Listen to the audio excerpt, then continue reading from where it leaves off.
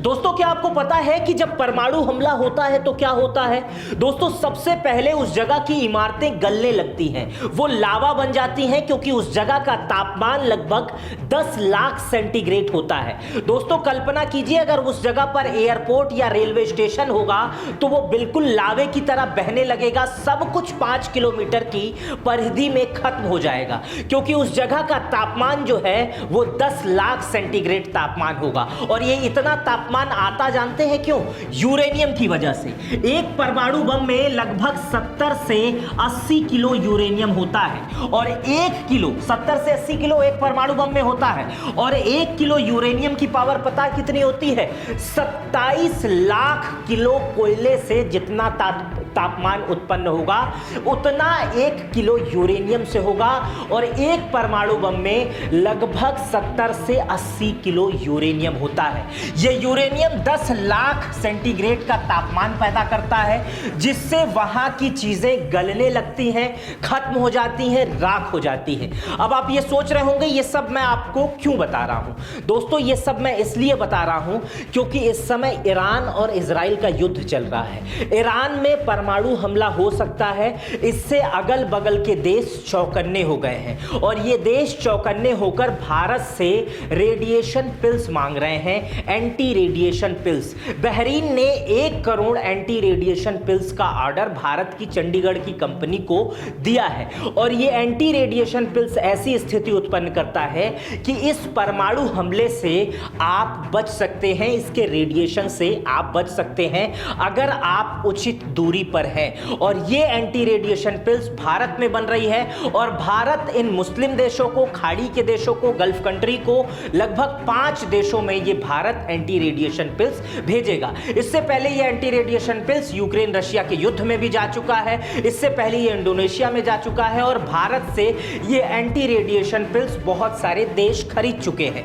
क्या है ये एंटी रेडिएशन पिल्स? जो परमाणु हमले जैसी स्थिति को में भी रेडिएशन से आपको बचा सकती है। इतनी अच्छी दवा, इतनी बेहतरीन दवा भारत में विकसित हो रही है, और भारत से दुनिया मांग रही है। इसी को समझेंगे, इस एंटी रेडिएशन पिल्स को समझेंगे कि आखिर ये क्या होता है। दोस्तों अब तक जो मैंने आपको बताया है वो परमाणु बम के पहले चरण के बारे में बताया है, जिस पहले चरण में सब कुछ नष्ट हो जाता है। लेकिन इसके बाद का जो चरण होता है वो चरण होता है दूसरा चरण। इस चरण को बोलते हैं रेडिएशन चरण। इस चरण में प्रक्रिया जो होती है वो रेडिएशन की होती है। जैसे जिस जगह पर परमाणु बम गिराया गया उसके अगल बगल दूसरा शहर भी होगा, उसके कुछ दूरी पर दूसरा देश भी होगा, लेकिन परमाणु बम जहां गिरता है वो सिर्फ वहीं को बर्बाद नहीं करता है, वो अगल बगल 200-300 किलोमीटर 400 किलोमीटर क्षेत्र में उसका प्रभाव रहता है,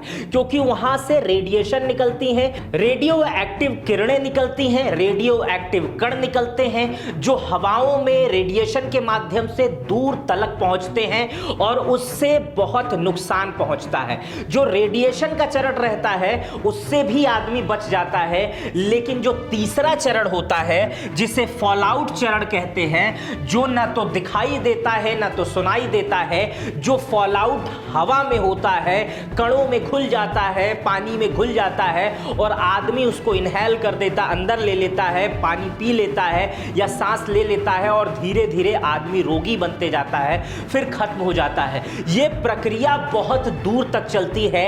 एक परमाणु बम फटने के बाद से इतने दूर तक नुकसान होता है। उसी नुकसान से बचने के लिए जो चीन के अगल बगल के देश हैं, इसी फॉल आउट हमले से बचने के लिए अगल बगल के देशों ने रेडिएशन पिल्स रखना इकट्ठा कर दिया है, क्योंकि अगर यूएस ने या इजराइल ने ईरान पर परमाणु बम गिराया तो ईरान तो तबाह होगा ही, लेकिन उसके अगल बगल के देश रेडिएशन से खत्म हो जाएंगे, उनकी जनसंख्या रेडिएशन से प्रभावित हो जाएगी, अस्पतालों में लाइन लगने लगेगा, लोग बीमार होने लगेंगे, आने वाली नस्लें बर्बाद होने लगेंगी।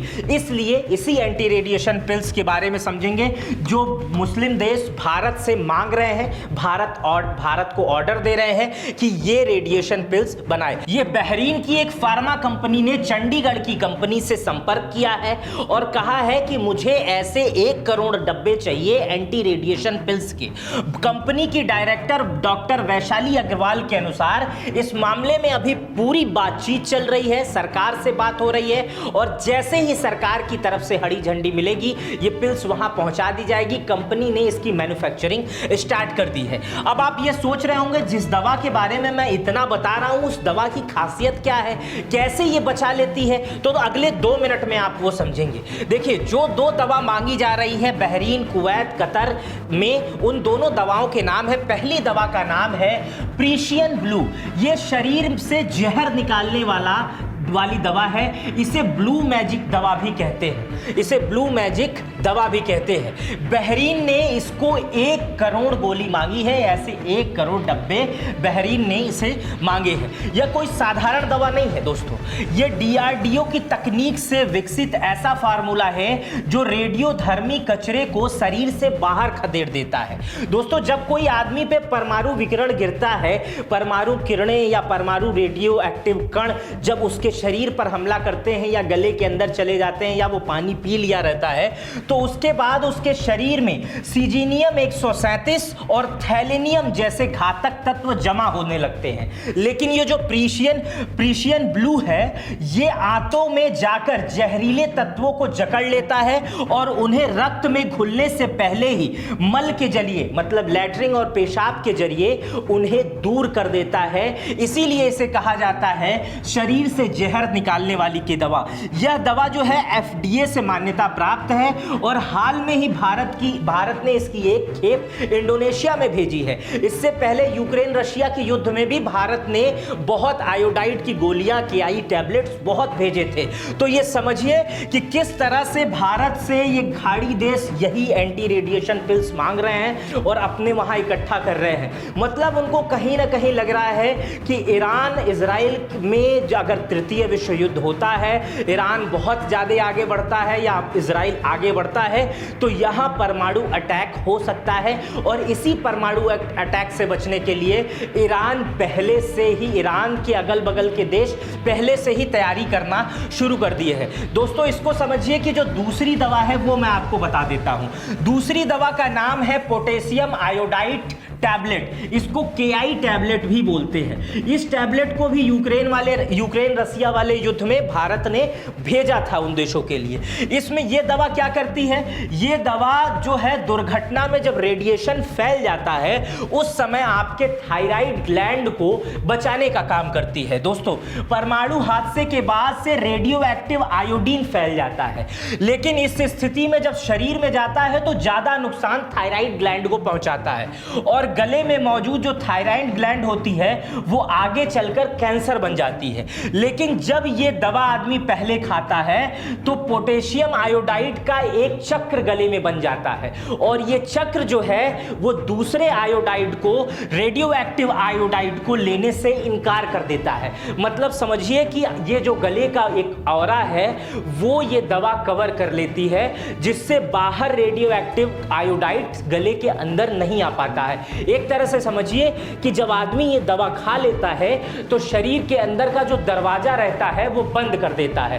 ताकि दूसरे कचरे वाला दरवाजा ना आए और शरीर को नुकसान ना पहुंचे। इस टैबलेट की मांग भी इस समय गल्फ कंट्री में बढ़ गई है। हर देश चाह रहा है कि उसके पास भी ये पोटेशियम आयोडाइड KI टैबलेट उसके पास भी रहे।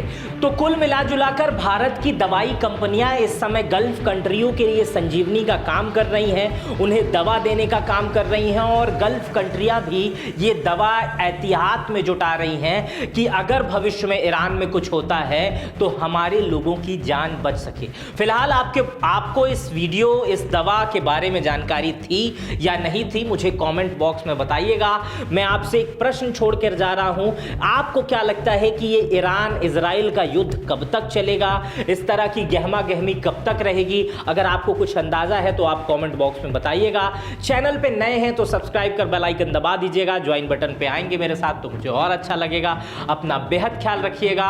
अगर इस वीडियो का आप अगला पार्ट चाहते हैं तो मेरा नाम मित्र प्रकाश है, आप कमेंट में करिएगा तो मैं इसका अगला पार्ट भी लेकर आऊंगा जिसमें मैं ये बताऊंगा कि अगर परमाणु हमला होता है तो आप कैसे बच सकते हैं, कैसे किस सुरक्षित जगहों पे जा सकते हैं, कौन सी चीजें आपको बचा सकती हैं बुरी से बुरी स्थिति में। आप कमेंट करेंगे तो मैं इसका अगला पार्ट जरूर लाऊंगा। अपना बेहद ख्याल रखिएगा। बहुत बहुत शुक्रिया।